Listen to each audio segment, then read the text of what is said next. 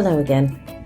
It's Laura from Laura's Plans. Today I figured we'd go ahead and I would walk you through how I set up my weeklies for this upcoming week of July. We're moving into week 27, which is July 5th through the 11th. And basically I am going to be utilizing the same layout with a few changes here and there that I did when I set up the initial week of July. Now, if you've watched my review video, you know that the first week in this notebook didn't go really well. And I have to be honest, there were some definite moments even setting up this notebook that I was about ready to just say, forget it, I give up, I'm just going to use my A5 rings, because I was just struggling a little bit. But I do want to give this process a real try. And just like with any new habit or routine or system that you're using, there are always those moments of growing pains where you think, you know what, this just isn't working out for me, and I'm going to let it go. And I found myself in that stage and I thought, well, you know what? Nope, I'm going to just have to make the best of it. So I'm going to go ahead and speed up the actual plan with me process and just kind of talk you through what I'm doing. So here we go. So as I'm setting up the days in this kind of vertical format, I thought you might like to know that I basically count out 15 boxes across and 6 boxes down. All right, for those of you who like numbers, both my weekly snapshot and my weekly routine pages are set up with a 2-column system on the page, and each of the columns is 15 boxes wide. That will allow you to leave 4 empty box spaces in between the 2 columns so that you have kind of that visual separation. Now, you can set this up in many different ways, but having that kind of blank space, I think, really works for my mind in knowing that this is a separate element from what I put on the left-hand side of the page. And because I like using the Alistair method, I think that this works very well as a tracking system. The next thing that you're going to see me do is start to set up the headers for my days of the week. And I'll be honest, I'm not really pleased with how these turned out. I picked up a little blank ink somewhere along the way, and you can start to see that my Tombow starts to darken as I go along. I have a feeling that the black ink was inside those circles that I keep working around.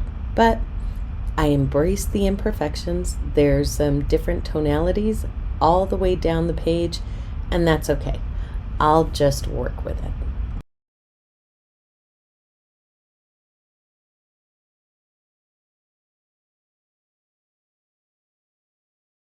All right, it's time to start filling in some of these basic elements I put on the page.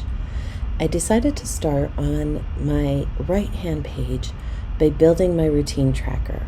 Now, last week I had tipped in my routine tracker, and unfortunately all things adhesive never seemed to work for me, and it kept popping out. I don't know if my tape is old. I don't know what's going on. So I gave up the idea of tipping it in this week, and I'm going ahead and writing in the morning routine, afternoon routine, and evening routine slots, as well as putting in the different tasks that I'm going to focus in on for the week.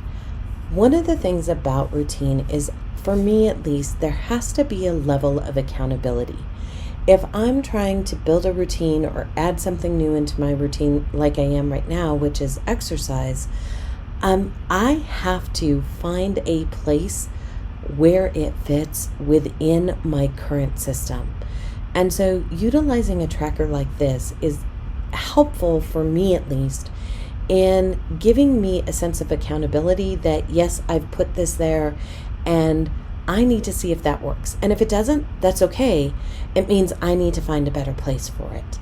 And I'm going to talk about that in the review because exercise is one of those routines I'm trying to build, and I'm really struggling to find its place.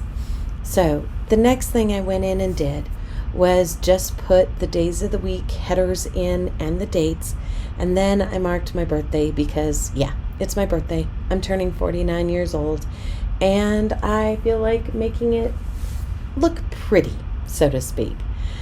Other than that, really all I'm doing is going through and kind of looking at the overall setup, adding in a little pop of color here and there. But for the most part, I think this looks pretty good. So I'm going to go ahead and write in all of those lovely routines that I'm going to track.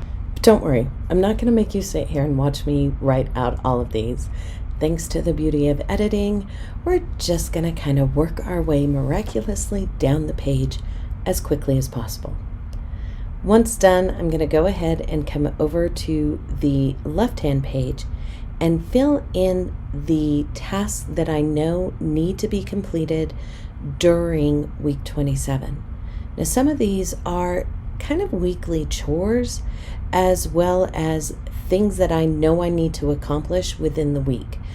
They'll change depending on what's happening both with work and with family. Nothing really new here. So it's looking pretty good, but I do have a sticker I want to put down here in the corner just to kind of balance out the one I put near my birthday. The last thing that I need to do for this page is put week 27, and I think we're ready to move on. So the next page I'm going to set up is my weekly food log, and just to give you the metrics, each box is 6 boxes across and 6 boxes down. Now I do put a space in between each set of boxes, and so that way it once again gives me that visual delineation between one day and the next. I do have a small little box on the bottom for hydration tracking, and that is a 6x3 box, just to let you know. So I'm going to go ahead and continue to count out and draw in my boxes, and I'll see you in just a few minutes. So once I have all of my dots in place, I go ahead and grab my trusty ruler and just start to go ahead and draw on the lines. It really is that simple. Now, is it always perfect? No, I always have my whiteout sitting next to me because sometimes I forget to pay attention to the dot and stop drawing. But that's just me being me, and truthfully, me being human. So here we go.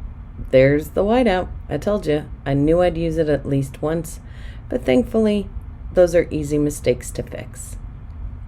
Now we're on to the other set of lines, and once again, it's simply just following the pattern. It makes me laugh as I sit and edit and narrate this because, truthfully, if only I could work this fast and complete things this easily in real life. I don't think I'd ever have a problem with any planner system if I could.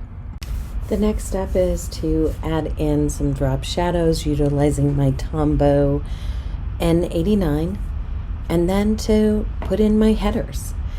As you can see, I got it nice and close up, so there's my hand and all of my lovely wrinkles as I put in the headers for each column denoting the day of the week.